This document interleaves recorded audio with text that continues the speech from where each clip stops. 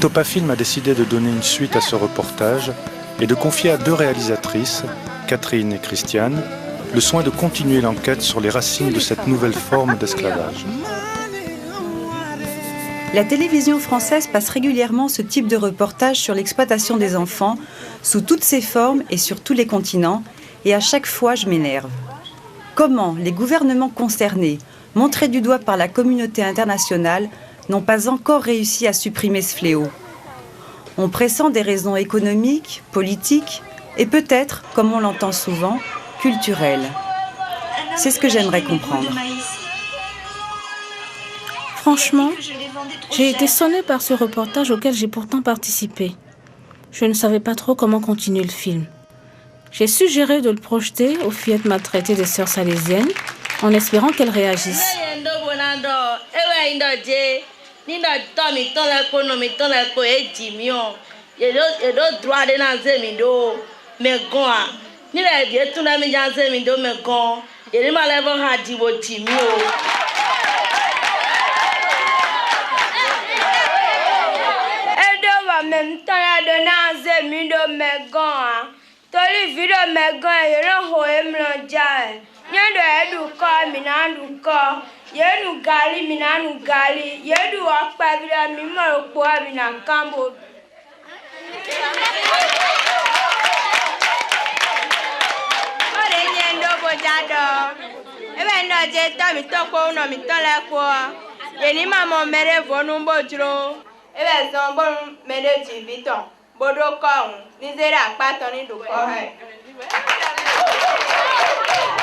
J'ai été surprise d'entendre ces gamines que j'ai longtemps crues sans âme s'adresser sans aucune rancœur et de façon aussi clairvoyante à leurs parents.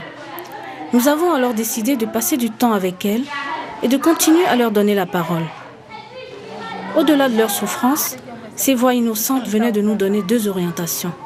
Comprendre comment des parents placent leurs enfants et comment d'autres adultes les exploitent et les maltraitent. Nous retrouvons Anifa chez les sœurs salésiennes, en compagnie de Rachel, une jeune femme de 26 ans, ex-enfant placé, que le hasard a mis sur notre route. Je souhaitais rencontrer Anifa parce que ça ressemble vraiment à ma vie. On a été placés au même âge. Elle est du Nord, je suis du Nord. Ses parents sont des musulmans et mes parents aussi sont des musulmans. Je ne voulais pas la laisser seule parce que être seule, c'est pas du tout bon. On ne se sent pas bien, on est toujours seule, un peu malheureuse. C'est pourquoi j'ai voulu être avec elle pour qu'on soit au moins 2 à Cotonou. On y va? C'est lui-même. Il va gagner.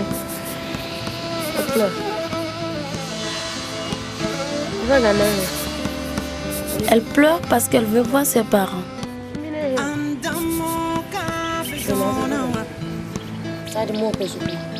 Anifa et Rachel souhaitent toutes les 2 rendre visite à leur famille qu'elles n'ont pas vue depuis longtemps. Nous sautons sur l'occasion. On va pouvoir demander à leurs parents pourquoi, à 20 ans d'intervalle, ils ont placé leurs enfants.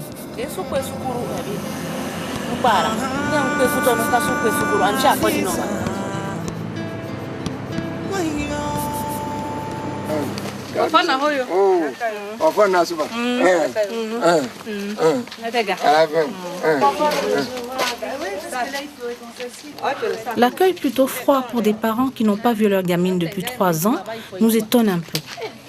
Est-ce parce qu'ils ont beaucoup d'enfants?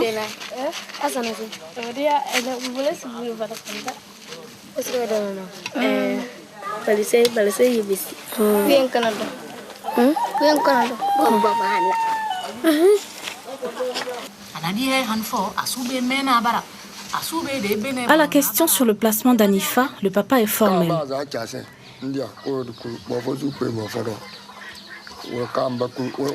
Il nous explique l'importance qu'il attache à la scolarisation de ses enfants. Il avoue qu'il préfère donner ses filles en mariage à ceux qui sont intéressés plutôt que de les savoir placer. Belle perspective.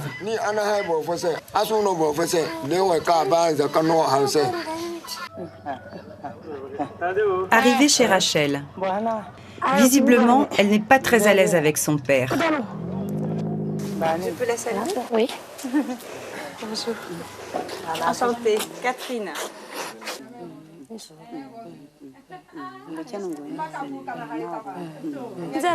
Malgré notre insistance, les femmes ne viennent pas participer à la discussion. La mère d'Anifa ne s'était pas exprimée, la mère de Rachel ne sera même pas présente. La parole n'appartient qu'au père, semble-t-il. La même question est posée au père de Rachel. Pourquoi a-t-il placé sa fille ? Le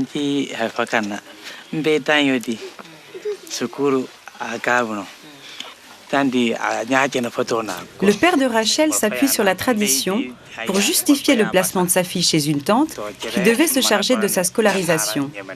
La tante ne l'a pas fait, le père ne s'en est pas soucié davantage.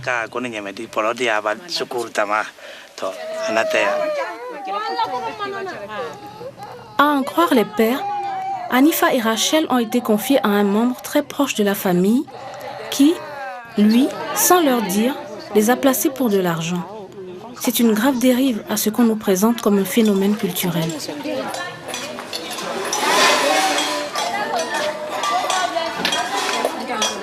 Notre analyse du processus s'affine.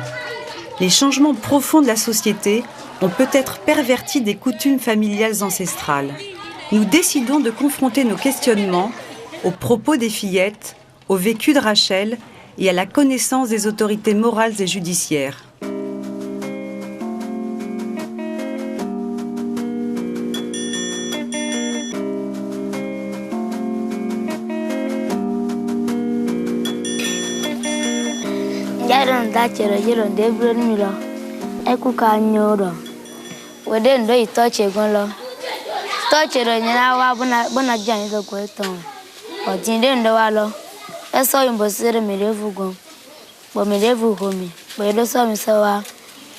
Tata Christiane.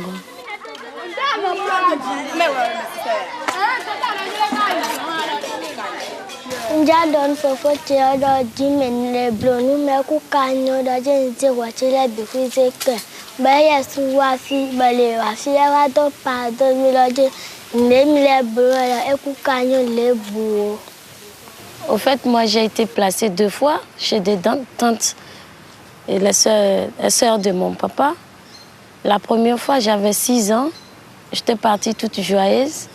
Et arrivée là, je me suis retrouvée au champ. Or que ces enfants allaient à l'école. Et chaque matin, moi, j'allais au champ. La deuxième fois, j'étais placée chez une tante qui était à Niamey, qui était revenue. On m'avait dit de partir avec elle.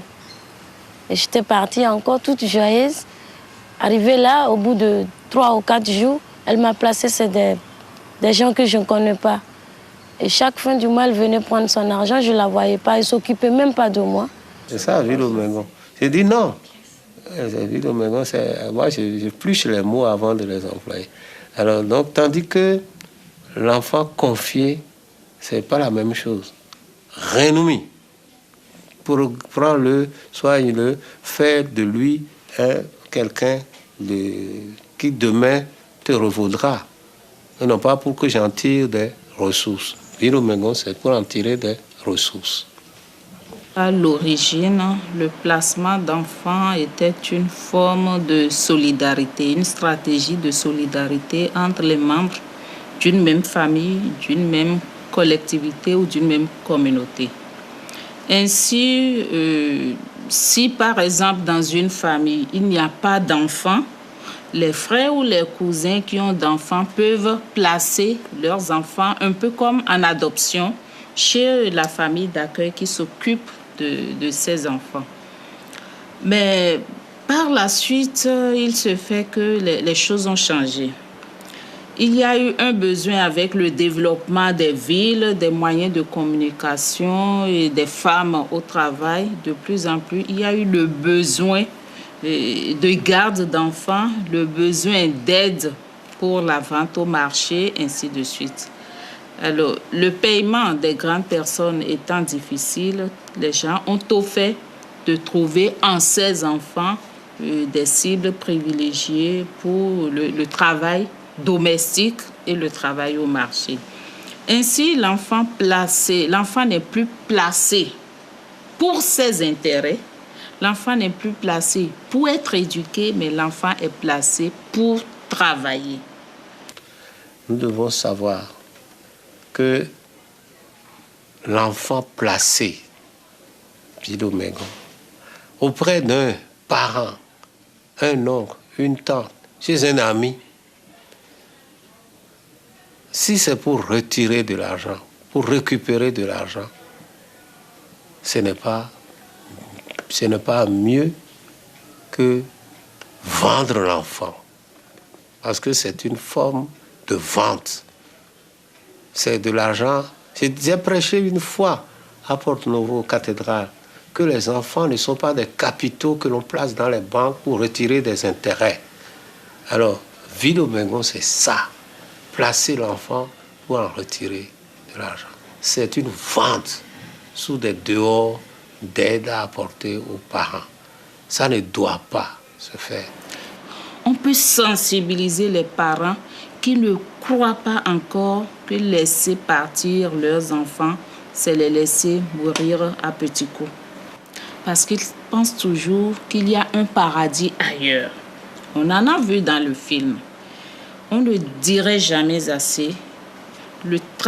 Dans le trafic ou la traite des enfants, ce que j'ai toujours condamné et que je continue de condamner, c'est l'irresponsabilité des parents.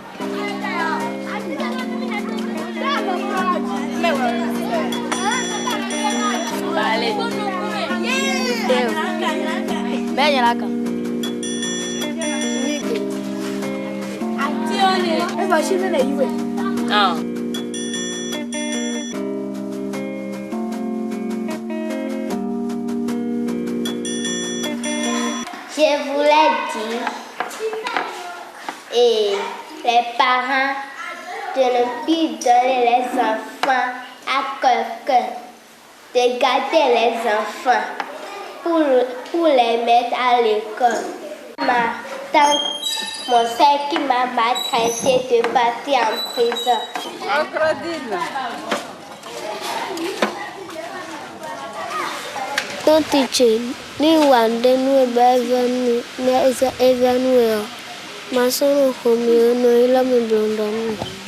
Quand on est enfant placé, on a peur d'être maltraité.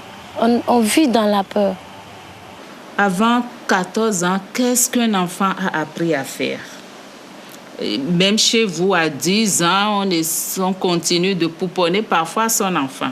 Mais voilà qu'à 6 ans, 7 ans, votre fillette placée doit jouer le rôle de maman. Naturellement, elle le fait mal. La tutrice ne la comprend pas et c'est la maltraitance qui commence. Et ce qui est surtout condamné, ce que je condamne moi de façon très forte dans les enfants placés ou chez les tuteurs des enfants placés, c'est surtout la maltraitance. Parce que cet enfant-là, confié, c'est une chose, c'est un balai. On lui confie tout. Ils sont devant la télé en train de jouir. Et elle se lève d'abord à 5 heures du matin. Elle balaie. Elle a 3 châtiments qui l'attendent. Le châtiment du père de famille.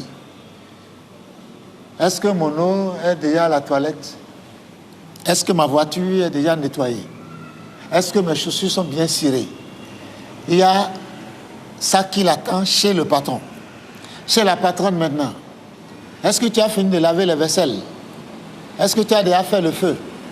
Il y en a même qui disent, est-ce que tu as déjà lavé mes slips? Maintenant, chez les enfants, c'est ce qui est pire, ça. Les enfants aussi viennent donner l'ordre à ce vide moment pour dire, hé, toi là, je t'avais dit de me mettre l'eau à la douche, non? Est-ce que tu as fait ça? Est-ce que tu as lavé mon mouchoir que je t'ai confié hier? Donc, l'enfant est tiraillé entre ces 3 commandements-là et il finit par devenir négatif. Quelqu'un qui n'a plus de mémoire. Et ça devient une machine. Et certaines femmes, surtout, qui ont été elles aussi maltraitées, veulent à leur tour se tirer vengeance sur l'enfant Vilo Mengon. Alors vous qui avez des comportements inhumains vis-à-vis des enfants d'autrui, changez de comportement à partir de ce message. Parce que l'au-delà, votre au-delà en dépend. Vous avez des comptes à rendre devant Dieu. Et ce jour-là, si vous avez dans votre balance le bon comportement envers les enfants d'autrui, alors le paradis vous est réservé.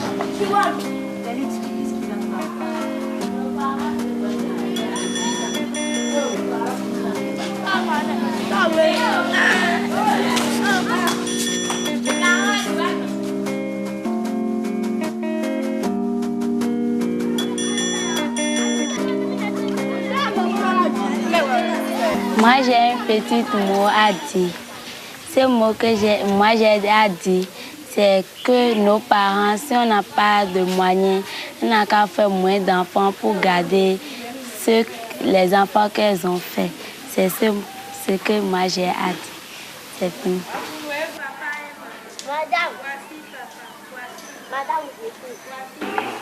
Moi, j'étais placée par mon père parce que sa nouvelle femme est enceinte. Et puis, il m'a placée chez une dame.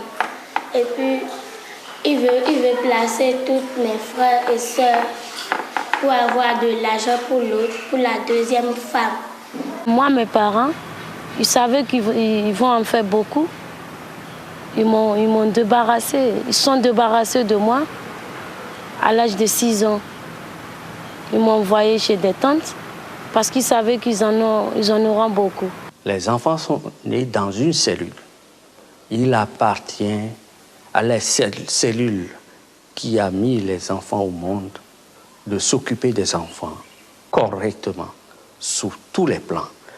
Et le meilleur moyen pour s'occuper des enfants, c'est essayer d'avoir des sources de financement soi-même et de veiller soi-même à l'éducation de ses propres enfants. Pour en revenir au trafic des enfants, je dois vous avouer que je suis fondamentalement contre le fait de dire aux parents « Nous vous donnons des crédits en échange du placement de vos enfants ». Ce n'est pas ça qui va régler le problème. Autrefois, nos parents, nos ancêtres, avaient beaucoup de femmes et beaucoup d'enfants pour les travaux des champs. Mais aujourd'hui, ce n'est plus ça. D'abord, il n'est pas du tout permis de procréer lorsqu'on n'a pas les moyens. C'est strictement interdit. Quelqu'un qui n'a pas les moyens de subvenir aux besoins de sa femme d'abord, ensuite aux besoins des enfants, n'a pas le droit de se marier. Ça, c'est interdit. Faire beaucoup d'enfants, ce n'est pas une gloire. Beaucoup d'enfants. Quand vous dépassez 3, c'est déjà beaucoup. Où est-ce que vous allez trouver l'argent pour les faire aller à l'école? Donc la première source de confiance de nos enfants, c'est nous-mêmes. Parents, père et mère. Ensuite, ce qui est demandé, c'est l'espacement des naissances. Et dans le Coran, c'est 2 ans. 2 ans pleins d'allaitement maternel. Et dans ces 2 ans, vous avez le temps de garder votre enfant en bonne santé. Et si la grossesse va survenir après, cet enfant-là mérite déjà d'être grand frère ou d'être grande sœur. Et au niveau des couples, il y a quelque chose à faire. À l'antenne comme ça, je ne veux pas diffuser ça, mais ils ont un accompagnement. Ils ont un accompagnement. Et il y a ici, à Cotonou, l'Institut Jean-Paul II pour la formation et l'éducation des couples. Et ils utilisent la méthode Billings. Oh Dieu!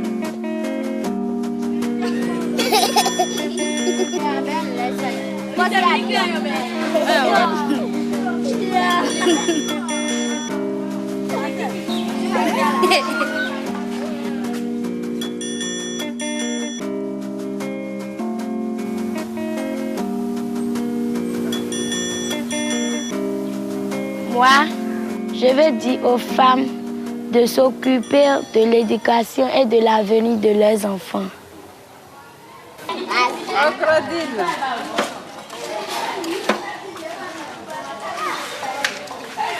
Njadon tole dole eno na mi asfo. Eni no jo vile do ede suni no ba suyeton. Au fait, sur la condition de la femme, par exemple, moi, ma maman, elle voyait tout, elle ne pouvait rien dire parce qu'elle n'avait pas le droit. Elle était contre de mon mariage forcé, mais elle n'a pas le droit, elle ne peut pas oser le dire.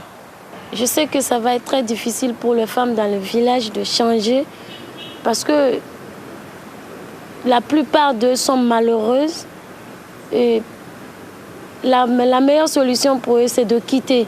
Mais ils ne pouvaient pas quitter, laisser leurs enfants parce que les enfants seraient maltraités par la dernière femme. Ils seront obligés, la meilleure solution, c'est de rester et se battre pour donner l'avenir à leurs enfants. Pour le papa, c'est que la mère est une irresponsable, un point, un trait. Elle n'a rien à faire, elle n'a aucun rôle à jouer, mais il faut qu'elle aussi, elle puisse se dire, mais après tout, je suis quand même la mère de l'enfant. J'ai une responsabilité vis-à-vis de cet enfant. Mais je crois que c'est l'éducation qui va nous aider à sortir de tout ça. Car aujourd'hui, la femme éduquée, la femme scolarisée est plus à même d'intervenir, est plus à même de comprendre son rôle et de jouer pleinement ce rôle. Dans nos mœurs, dans nos traditions, la femme n'a pas droit à la parole. La femme ne peut pas venir sur la scène publique et parler. La femme doit toujours rester derrière l'homme, son père, même son frère. Quand vous avez été éduqué dans ce moule, il est effectivement très difficile pour la femme. Et ces femmes que vous avez rencontrées, ce sont peut-être des femmes qui n'ont pas dit oui, je veux épouser ce monsieur. Un beau matin, on dit, Ablawa, range tes affaires. On reçoit le monsieur et c'est là qu'on informe même la mère en disant, ah, femme, j'ai déjà réglé toutes les modalités de mariage de ta fille. Bon, ta fille part ce soir. Et la mère n'a rien à dire. Le père a décidé. Il a peut-être même pris de l'argent que la mère n'a même pas vu. Elle n'a pas vu la couleur de l'argent. Il a pris plein de choses déjà chez ce monsieur. Et il vend sa fille et la mère n'a rien dit. Et par rapport à cela, aujourd'hui, dans notre code, on a prévu l'autorité parentale. Parce que pendant longtemps, il y a eu ce qu'on appelle la puissance paternelle en droit. Parce que ce phénomène culturel a pour soubassement également la loi qui dit que l'homme est le chef de la famille. Donc, c'est le principe de la puissance paternelle. C'est lui seul qui décide de la vie de la famille, des enfants, de l'école des enfants, de tout ce qui concerne la famille. Alors, pour évoluer, le Code de la famille a prévu aujourd'hui la notion de l'autorité parentale, qui veut que désormais, la femme s'implique fortement dans tout ce qui peut être de l'intérêt de l'enfant, à savoir l'éducation, l'entretien et la vie future de l'enfant. Ça ne ressort plus de la puissance du père et l'homme est obligé d'associer désormais sa femme.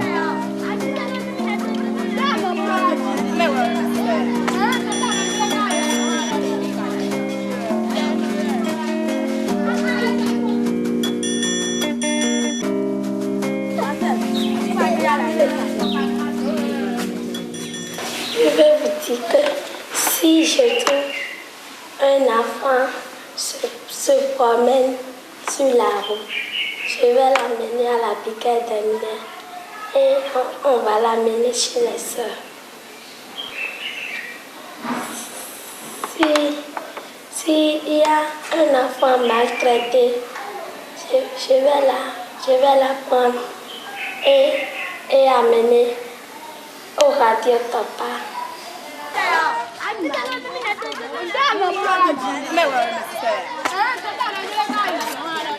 Dès le moment que tu go, et ta famille beaucoup,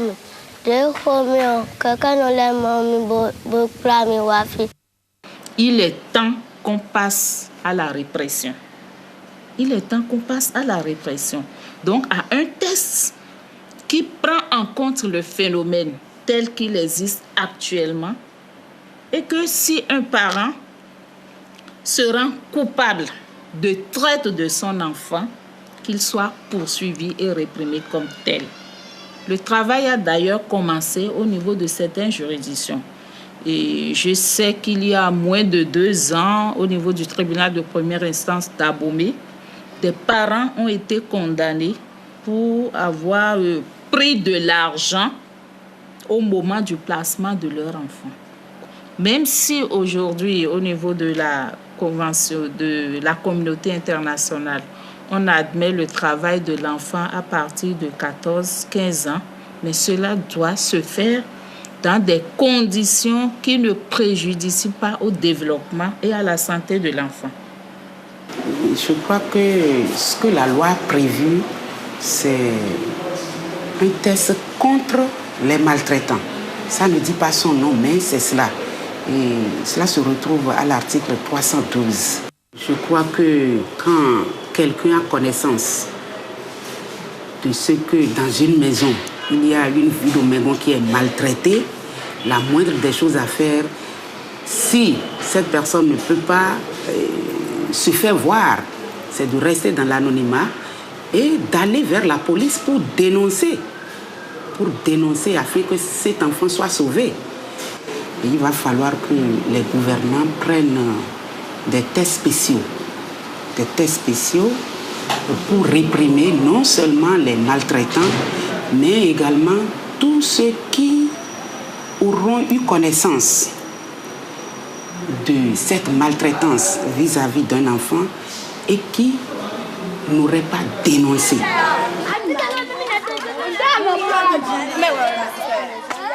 Elle arrive. J'ai salué les sœurs salésiennes parce que c'est les sœurs salésiennes qui m'ont sauvé ici au maintenant. C'est ma sœur et je suis venue.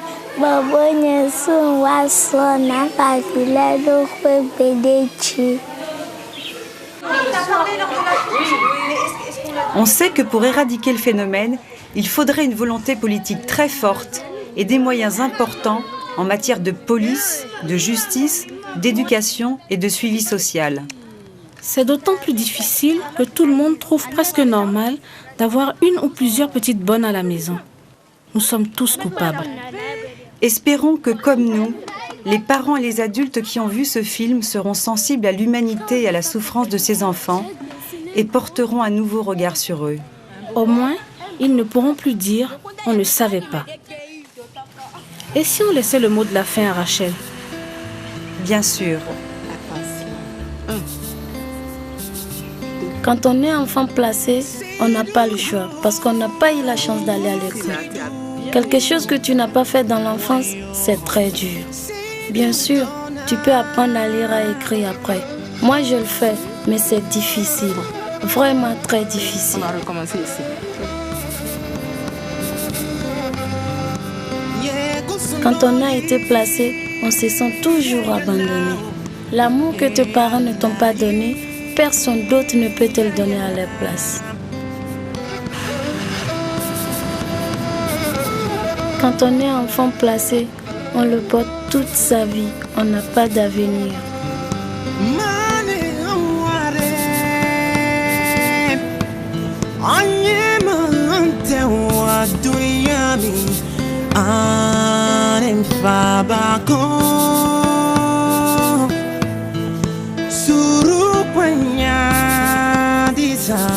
Adisa